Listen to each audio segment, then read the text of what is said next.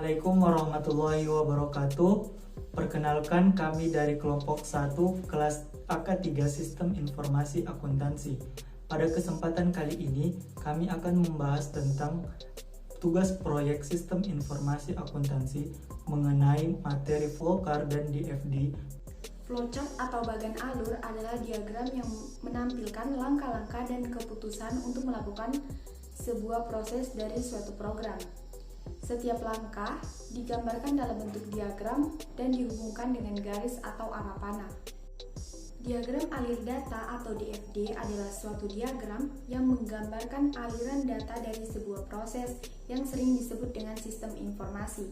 Di dalam data flow diagram juga menyediakan informasi mengenai input dan output dari tiap entitas dan proses itu sendiri. Diagram konteks atau diagram level 0 merupakan diagram dengan tingkatan paling rendah, di mana menggambarkan sistem berinteraksi dengan entitas eksternal. Pada diagram konteks akan diberi nomor untuk setiap proses yang berjalan, dimulai dari angka 0 terlebih dahulu.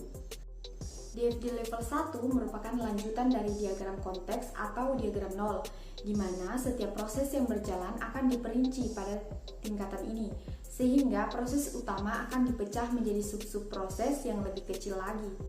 DFD level 2 merupakan tingkatan lanjutan dari level yang sebelumnya, di mana pada fase ini akan dijelaskan lebih detail terkait tiap prosesnya. Namun, untuk tingkatan ini jarang sekali dikerjakan dan lebih banyak hanya menerapkan 2 level di bawahnya saja. Berikut merupakan flowchart dari toko Singapura SOS. Yang pertama, proses penjualan dimulai dari pembeli atau pelanggan datang ke toko untuk melihat barang. Apabila ada barang yang diinginkan, maka pembeli akan menanyakan harga barang kepada pegawai yang ada di toko. Yang kedua, kemudian pegawai toko merespon dengan menyebutkan harga pembuka untuk pembeli, yang nantinya pembeli merespon dengan menawar harga, dan terjadi proses negosiasi antara pembeli dan pegawai toko. Yang ketiga, apabila harga yang dinegosiasikan tidak disepakati, maka transaksi batal. Dan apabila harga yang sudah dinegosiasikan disepakati pembeli, maka barang akan dibawa ke kasir. Dan kasir akan menginput data transaksi, sehingga menghasilkan jumlah pembayaran yang akan dibayar oleh pembeli ke kasir. Keempat, setelah kasir menerima uang pembayaran dan menginput pembayaran pembeli, maka sistem akan menyimpan data transaksi ke database dan sistem akan meminta untuk mencetak bon. Kelima, apabila bon tidak dicetak, maka kasir akan langsung menyerahkan barang belanjaan kepada pembeli. Apabila ya, maka bon akan dicetak untuk diberikan kepada pembeli. Kemudian, barang langsung diserahkan kepada pembeli. Yang keenam, dari transaksi yang sudah disimpan di dalam database, nantinya akan dihasilkan laporan penjualan untuk pemilik. Pada diagram konteks dapat dilihat bahwa sistem penjualan toko SOS Singapura melibatkan 3 external entity, yaitu pembeli, kasir, dan juga pemilik.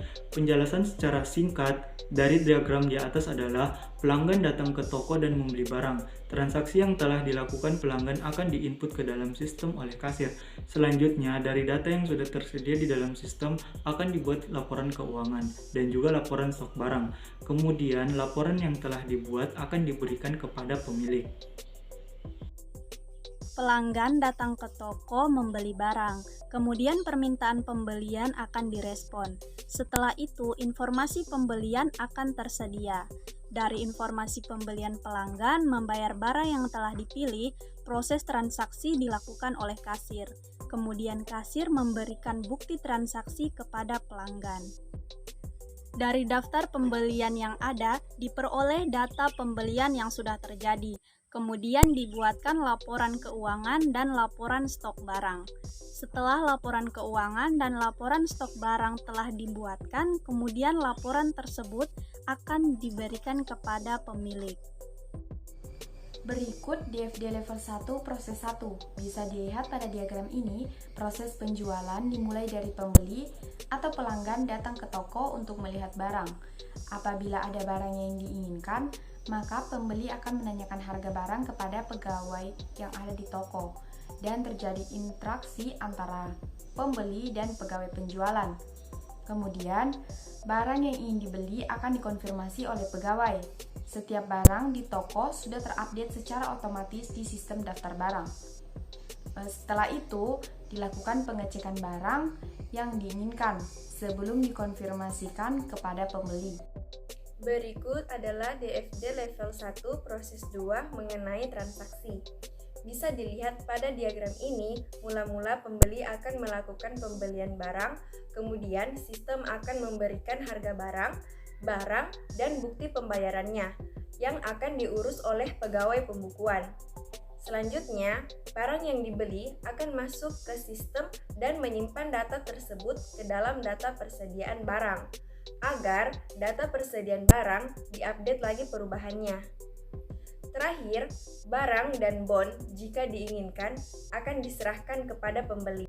Selanjutnya yaitu DVD level 1 pada proses 3, di mana pertama-tama yang akan dilakukan yaitu pembuatan laporan barangnya. Dan untuk data barang dan data stok barangnya akan diambil dari data store barang, kemudian diolah dan akan menghasilkan laporan jumlah stok barang, dan laporan jumlah stok barang ini akan diberikan kepada pegawai pembukuan. Selanjutnya yaitu pembuatan laporan transaksi penjualan. Dan untuk data-data dalam pembuatan laporan transaksi penjualan ini diambil dari data store transaksi, kemudian diolah dan akan menghasilkan laporan keuangan. Kemudian laporan keuangannya ini akan diberikan kepada pemilih.